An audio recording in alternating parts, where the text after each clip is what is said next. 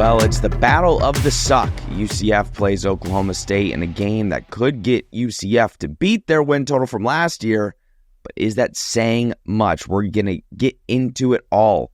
Hello, everybody, and welcome back to Charge On. As always, I'm your host, Sean Green. And as always, we're sponsored by FanDuel, America's #1 sportsbook. We say it every week, guys. FanDuel is the spot to be if you are placing any wagers on anything in the sports world. College football, college basketball, NBA, NFL, NHL, you name it. The best lines are on FanDuel. UCF is favored this week. Go check out the line. We'll talk about it later, but FanDuel is the best place to bet on the Knights. FanDuel, America's #1 sportsbook and a proud sponsor of the Charge On podcast. If you can tell, I sound terrible. I sound like a avid smoker. So Nick is going to help me out a lot today because there's hopefully not going to be a lot of Sean talky on this episode, which honestly, I don't think there's an episode I'm more fine with that because this is a game that, I'm excited for because it's a potential UCF win and it might be the last one for a minute. But in terms of viewership, probably not going to be the most watched on ESPN Plus this week. As Nick Geddes joins me. Nick, how excited are you for this one? Well, first off, I think UCF made you sick. I think they've that's been what making me happened. sick for a couple years, if we're being honest. They've been making you sick for a couple years for sure. But yeah, this is my return to the show. I took a week off conveniently. I dipped out during the 1 week that I probably didn't want to be on it in the first place. Did I miss anything? Did I miss anything other than you crashing out on a live stream, as I understand it? I didn't crash out. I was following along throughout the day. I would pop in and out to see what was going on, and then I went to go pop back in, and I was like, "Oh, it says replay." And there was still a lot of time left on the game clock, and I'm like, "Oh, Sean, I think this team broke Sean." Yeah, so my throat was hurting, and I think I have laryngitis. We don't know. I don't know. Self-diagnosed. I am self-diagnosing. I actually think that was kind of the start. I was doing our live watch along. My throat was feeling bad like throughout that first half, and I made the executive decision. And and listen, the fans did vote, and they wanted me to stay on for the rest of the game. But I made the executive decision. I said, listen, there's no point in sitting here for the next 2 to 2.5 hours when this game's already over. We know this game is already over. It was like 38-2. I'm like, yeah, I got to be honest. In like the third quarter, I got up and I went to go pick up like pizza and wings to prepare for the rest of my night doing anything else. I was like, I can't. That I have to be honest. Like of my time watching UCF football, that has to be. I'm trying to think if there's anything different. That had to have been the most miserable time I've had watching UCF football play. Can I be honest? I don't agree. What game comes to mind for you? Kansas, 2023. Man, this was worse. I felt this was worse. No, because this but game... I knew this was going to happen. I knew this was going to happen. That's the difference. And first of all, we lost... Against Kansas, we lost 56-7 or 56-14 No, it was or like something. 56-20 something, wasn't it? Oh, 56-21 maybe? I don't know. But I think something of that. This game, we all went into it with the mindset of UCF is going to get their ass kicked. We all knew it. So we were going in with the right expectations. Kansas game from a couple years ago, Bean, who was the starting quarterback, Jalen Daniels was out. We're like, UCF is going to go on the road and get a win here. Like, they can get a win. Yeah. And then in the blink of an eye, they're down like 28-0. That was miserable. And I stayed on the entire watch along for that one. This was just like, I don't know. I wasn't expecting anything different. I guess I think we all knew that UCF's going to get their ass kicked. It was just, how bad was it going to be? I got to be honest, 38-2 at the half. I didn't have that. I did not have that. At 38-2, I was like, and the thing is, it's like, I actually thought the defense, as usual, was they were fighting. And I just feel like at some point, the offense just doing nothing. I mean, literally remotely nothing. I feel like the defense at some point was just like, yeah, we're peacing out here today. Like, so let's just get through. I will say this, and again, people want to. The defense, Texas, you say fighting. I would disagree. They scored. Like the first couple drives, I felt like they were fighting. They were like present. They were present. Nick, Texas Tech got the ball and scored in 1 minute and 3 seconds. That was their first drive. They got the ball, scored in 1 minute and 3 seconds. You're probably right. I have to spin something positive, but there's no more spinning. To spin. There's no spinning to be done. But no, that was, yeah. For me, it was the most miserable experience I've had watching a UCF. Like, I felt nothing. Watching that football game be played, and it felt like it took forever to finish. Like, I would just like randomly look up at the thing because there was no way I was intently locked in on that, and I'd randomly look at the clock and I'm like, stop! Like, there's still 10 minutes left. Like, what are we doing here? Like, and I think UCF scored a touchdown late, to make it like 48-9. Well, luckily for me, the third quarter went really quick because I recorded our podcast during the third quarter, which is, I think, the first time I've ever done that. We've threatened to do it before. We have, but it was the first time I made the executive decision where I said, I am not going to waste my night recording, editing it, making graphics. I said, I'm going to do this while the game is still valid. And it was the right decision. I waited to make the graphics until the final score so I could put it up on all the stuff. But here's the positive spin from it. Whoa, Sean, positive spin on this game. I really there's been a little talk over the last couple of days. And I know, I'm going to be honest with you guys. If you're expecting a Oklahoma State deep dive, probably not going to happen. It's not going to happen. We'll talk about the game here in a little bit, but this kind of, the next couple weeks is going to be the overall UCF future on this show. But here's the positive spin. I've seen a couple things last couple days about, should this be considered year zero for Frost? Should you be giving Frost a pass? Here's what I'm going to say. And we talked about it on the previous pod. Frost did what he was setting out to do. The culture for UCF has been defined this season. Anybody that was expecting anything different on Saturday is just kidding themselves. Like, that was the Kansas or Texas Tech is beating teams by a margin of 32.5 points per game. I don't think anybody was expecting anything different, though. Like, I don't think anybody's like pitchforks up in the air about anything. No, but there are a lot of questioning Scott Frost, which, listen, as there should be. There's been some games this year that make you scratch your head. For sure. The only thing I'm going to say, I'm going to be way more critical next year than right now. The offense is bad. Don't get me wrong. The offense is really bad. But I don't know if I'm blaming Frost more so than just the players that they've had to kind of cobble together. It's the players. It's the players. And when your head coach, and Frost is not throwing his guys under the bus, and he still hasn't. But we've talked about it. When you're literally saying you're trying to implement more stuff and you can't because they can't get it. For me, that's telling you that basically Frost is being held back because the players he has on the field can't execute and do what he wants to potentially do because they haven't mastered the simple. And when you can't master the simple, you're not going to be able to go in to Lubbock and put up 24 points because you can't do the simple stuff right. I guess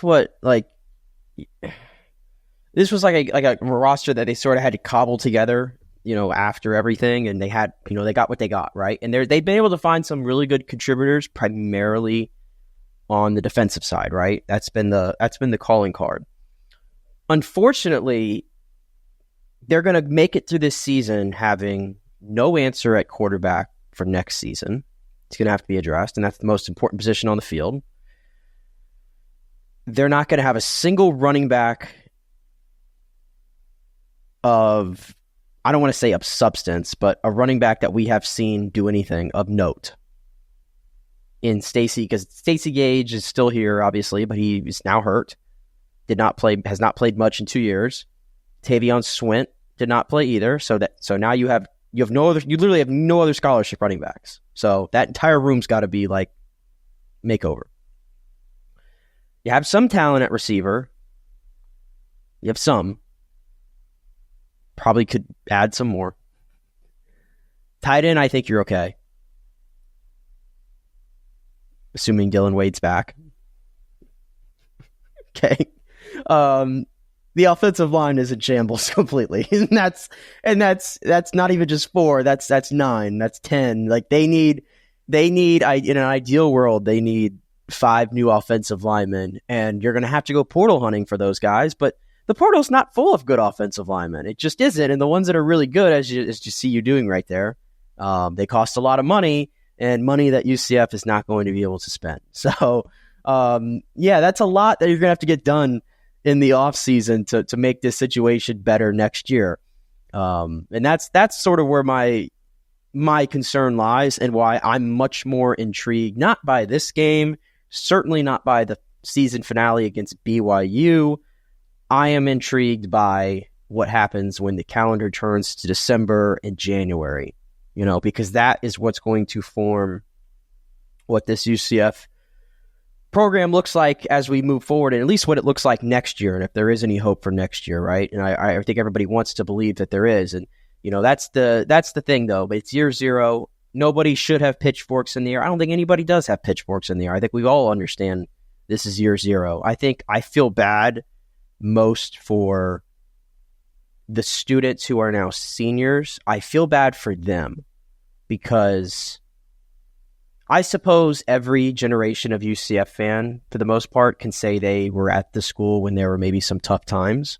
So and definitely probably even worse than this 4-year stretch, if you go way, way back. But when you were a student at this school, and I know it's a little different for you because you've been a fan your whole life, but when you were a student at this school, you got to see what I guess we call the glory days now. And I missed out on those. I came right after, but I still was able to get to see a 10-win season. A season where they went 6-4 in 2020, but it was a really fun offense to watch, right? Heartbreaking season, but a lot of really good players were when they're on that football team. But point being is this senior class has seen the last year of the AAC, right? 2022, where UCF was probably the most talented team in the conference and found a way to lose 5 games. And then they got the first year of the Big 12, which is always going to be the transition year. And then they got the Gus disaster of last year. And then they got year 0 under Scott Frost. I genuinely feel bad for the students of the last 4 years that unfortunately is the football product that they got to see. But, you can't control those things. But that definitely sucks. So I feel for them. But again, I'm all about the long-term growth and the long-term outlook for this program right now. This game this weekend, it's the last home game. It's senior day. This is going to be the last time a lot of these guys take to the football field and put on the uniform. So that's going to be a special moment for them. I always love going to senior day and seeing them do the stuff before the game. That's going to be fun. And hopefully they come out with a really good effort against a really, really, really, really bad Oklahoma State team. But and we get to go up there for the last show of the year, which it just, it goes by so quick. We get there in August. I think it was August 28th, I want to say, because we were there the day that Micah Parsons got traded. And for whatever reason, I remember that being August 28th. So, and all of a sudden now it's going to be November 22nd. So 3 months just goes that quickly and we're going to be over. But we'll talk about that and do our sign-offs and all that after the live show on the field after the game. But that's sort of where my head's at, Sean. I know you wanted me to speak a lot because you can't really talk that much, so I hope I'm doing my part here. You did great. I do want to go back to the needs. And yeah, I do feel bad for the students that went to school and have been in this 4-year stretch. That stinks. Again, yes, I've been a UCF fan my entire life, so I've been at the highs. I've lived 5 minutes away from campus for a majority of my life. I've seen the lows. Being a podcaster, it's a little different. because, it's the highs and lows of a year. Last year, I will say, felt so much longer than this year. And I don't know why that is, but last year felt like an eternity. This year felt like it would not end. It felt like every week was a marathon. This year has felt so much different. And I think that's more so, I don't want to say a testament to the new staff and stuff like that, but I think there is a renewed sense of like building something to where we're not looking at this team and saying, it's going to be a rough ride. Like, you knew it, but also at the same time, it's basically just a block of clay waiting to be molded. And that's why when Nick brings up, no really scholarship running backs besides Stacey Gage, who I think has maybe less than 10 carries in meaningful games. Tavion Swent, a true freshman this year that got injured before the season.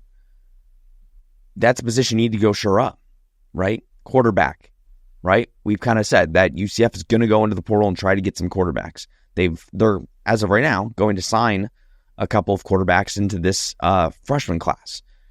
That's a position that you're saying, where do we go from here? Receivers. I think Waden Charles is a name that he hasn't shown you a lot this year, but the talent is there. And I think if you put some more talent around him and continue to develop him, I think this offense can get better. Offensive line, that's the whole other ball game. And that's something where I'm just going to be frank. I don't foresee UCF ever in the next at least year or two. First of all, there's a lot of question marks. Who's going to be the offensive line coach? Do they go hire one? Who is that person, right? There's a lot of staffs that are going to be getting fired completely in the next couple weeks. Do you go get an offensive line coach that was recently fired? Do you keep the one that's on staff now? There's a lot of question marks still needing to be answered. I don't foresee UCF going to be having a above average offensive line. So you need to go find a quarterback, a running back, and skill position players that can help you make up for a average to below average offensive line. And I don't mean to say that they can't be more than that. I'm just saying in today's era of college football, you need to be able to develop your offensive line and keep them. If you're going into the transfer portal and switching out your offensive line, you're going to see a lot of the same problems UCF is having right now. Because not one of them, except Paul Rubel, is one that you developed. And technically, this staff isn't even the one that developed Paul Rubel. So these are things that we're going to keep discussing over the next couple weeks.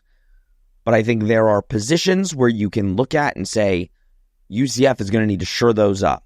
And there might be some options. But that's kind of where the building comes and recruiting and all that sort of jazz over the next couple months. Yeah, and that's the thing. That's the other part of it. And,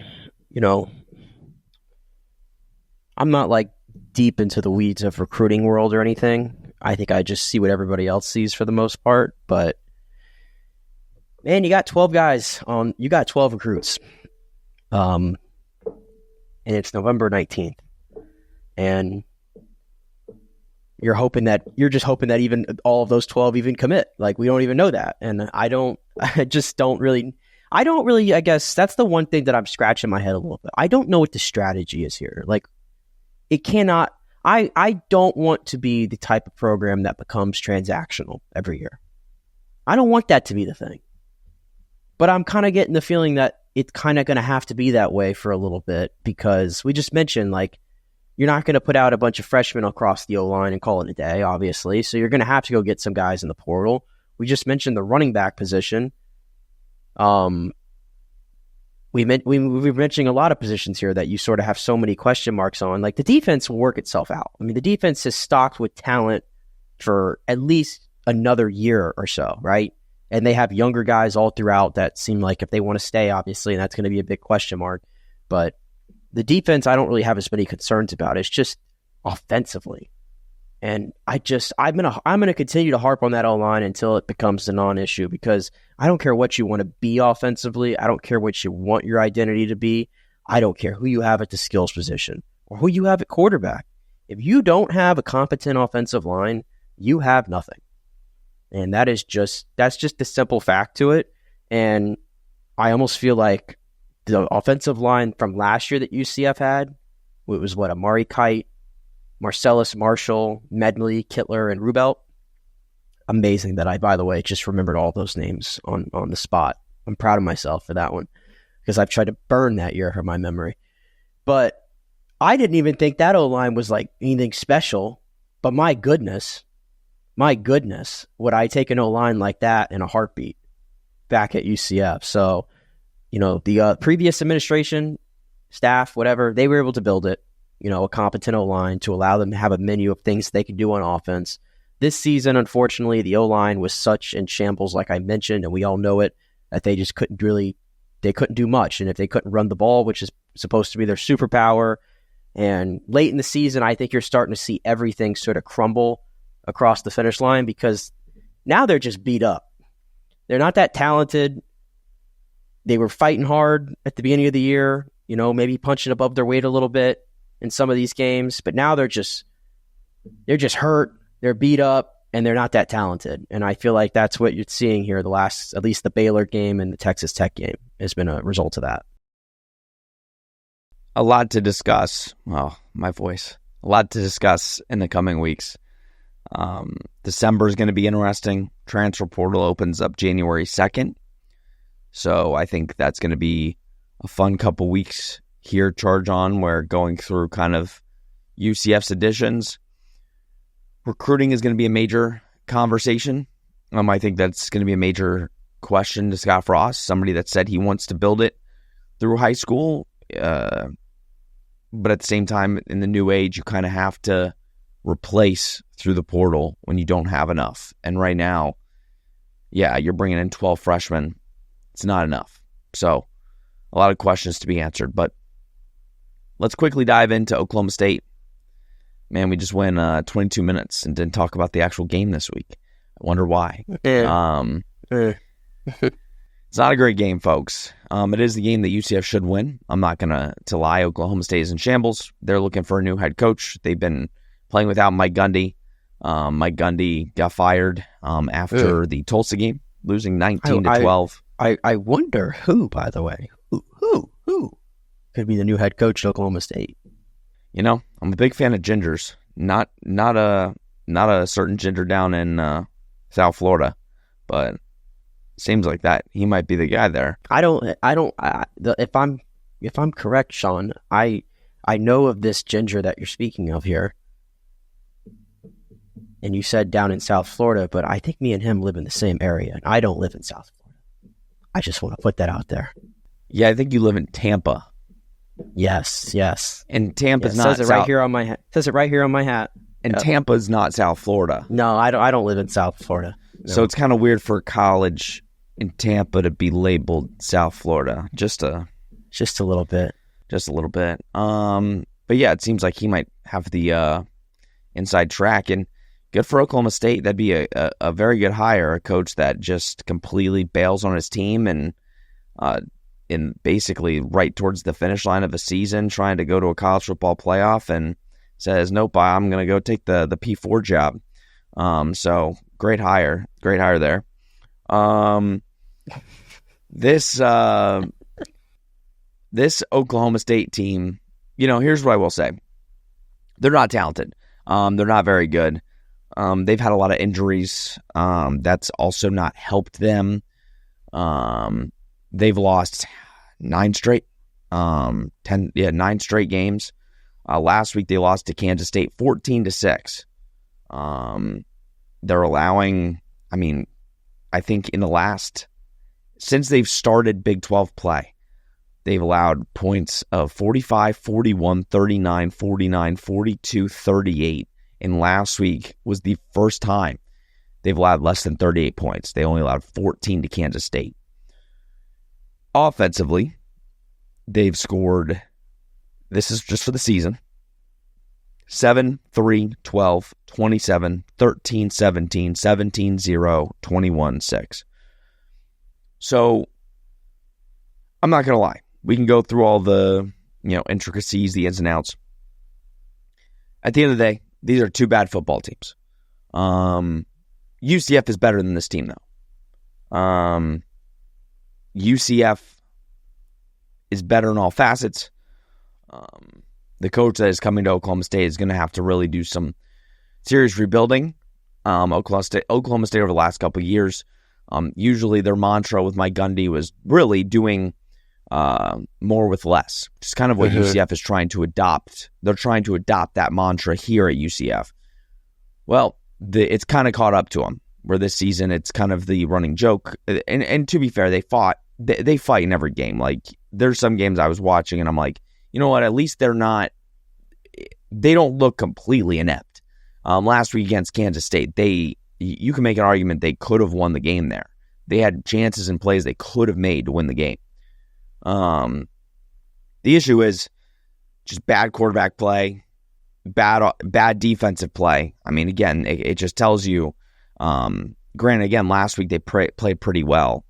But I feel like last week was the first game I felt like they showed any sort of life. Yes, ever since Gundy got fired. If you go look at it, they started the season off with a win against UT Martin. If you look at the points given up in all these games, they gave up 69 to Oregon. I'm not going to say it. They gave up 19 to Tulsa. They gave up 45 to Baylor, 41 to Arizona, 39 to Houston, 49 to Cincinnati, 42 to Texas Tech, 38 to Kansas. And then out of nowhere, they held Kansas State to 14 points, of all things. So, a little weird there. But, no, this is just I don't even know if bad's even the word to put it. This is literally maybe the worst team in the Power 4. I think because North Carolina at least has started to show strides. West Virginia, I mean, ever since West Virginia got their ass kicked by UCF, I mean, they look like a different team. By the way, if those two teams played now, I think that result would be just a little bit different, Sean. Just a little bit different. But hey, played them when you played them. Yeah, Oklahoma State just is. I mean, they haven't gotten any boost from the firing of a coach or anything. Like, sometimes, that can motivate a team after you get that little jump.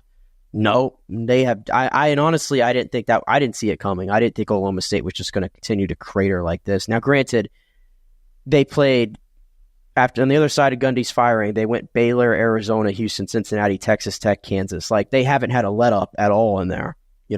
So they've had to consistently play the best teams, and they probably played like the best teams in the Big 12 over and over every single week. So they haven't really gotten a let up, to be fair to them. But at this point, they have to be such a demoralized bunch, and now they have to come to Orlando here in late November before they finish out their season against Iowa State. 4:00 kickoff. Man, I hate it. I hate 4:00. 4:00 is an odd time to do this, isn't it? Why are we doing this at 4:00? Let's do this at noon. Let's do this at noon, because this means that I can't watch college football before the game. This means that I'm going to miss the night window of college football. I'm just going to be stuck watching this. I say stuck like it's like the worst thing in the world, but we actually do love doing this. I promise you. But you only get to watch the one game, and it's Oklahoma State and UCF. But yeah, that is what it is. But yeah, I don't see much here for. I think this is going to be an ugly game. Let me just put it that way. I don't think like UCF, the two very inferior opponents they played this year when they played them were North Carolina and West Virginia, and those were blowouts for UCF. I don't think you're going to get that for this game. I don't. I think this is going to be ugly for both teams because UCF is so banged up right now. I think this is a case where they're sort of quite literally and figuratively limping across the finish line. So I'm expecting this to be low scoring. I don't think there's going to be a ton of offense here, if I'm being completely honest with you. And that's sort of where I'm at with this football game, Sean. I do want to point out, because I know we'll have some keyboard warriors in the comments at the beginning when we talked about the defense and Texas Tech basically scoring on them. I understand there was injuries. I understand UCF was down a lot of guys. So I will be in the comments. If you do post something, I will be putting the time code of when I say this so that your comment becomes invalid. Just want to throw that out there. I disagree, but I think then we should just get into predictions. I will say Zane Flores has shown a little bit the last couple of weeks. He's thrown for a good amount. Had some fumbling issues last week. which I think that was the key. I mean, he had four turnovers last week, if I'm not mistaken, and that really lost him the game. But he's shown some improvement as the season's gone on. I think he can hurt you a little bit, but I think this defense should be able to withstand Oklahoma State's offense. But I do disagree with you on some fronts, but in that case, we will get to predictions. UCF is favored by... What do you disagree with me on? I guess we'll talk about it once I say my thing. UCF is favored by 14.5 on FanDuel. That is the line. 14.5 with an over-under of 48.5. Nick, as always, you can go first. I think UCF wins the game, but I think it's going to be low scoring, 21-13. Not much analysis after that. Okay. No, I don't want to waste time because I'm much curious to see what you disagree with me on. Yeah, no, I think UCF blows them out. No, okay. I think legitimately, UCF is the far superior team. I think when UCF, it's been proven. Just like I say on the road, UCF is a completely different and inept team. When they play bad teams, UCF doesn't. They blow them out. I think this is one of those cases. I'm gonna say UCF gets over the 30-point mark here. I'm gonna say 34-17 UCF. Like I said, I think the thing about UCF that gives us confidence heading into next season is the factor that when they play bad football teams, they absolutely make them look like bad football teams. That doesn't mean UCF is a good football team. It just means that they take advantage of really bad football. Now, you might be right, Nick. Like, I get it. UCF is, they're injured. They've been going through a rough time here. But I think they, in the back of their head, know. And I think at the end of the day, if you're coaches, what else are you going to tell them? There's 2 games left. You want to finish strong. There's still chance for a bowl game, even though we all know there's no chance for a bowl game. I think you're trying to push your players, listen, we got to get this one. We got to give ourselves a chance against BYU. So I think the players are going to come out fired up. And listen, I'll say this. Not many players Jacob Good just announced it, or it was just announced that Jacob Good is, preserving his red shirt and is going to enter the portal. But you don't see many UCF players not playing anymore or saving themselves. Granted, most of them have already burned a red shirt or what have you, but I think players are going to be fired up and they're going to want to go get this one. And I think this is against a team that they can be, pretty successful against. I feel you. I hear you. I hear you for sure about dominating these really bad football teams. I just feel like those things just happened earlier in the year, and I don't know. West Virginia was only a couple weeks ago. No, a couple weeks ago, Sean, was Houston, actually. Thank you very much.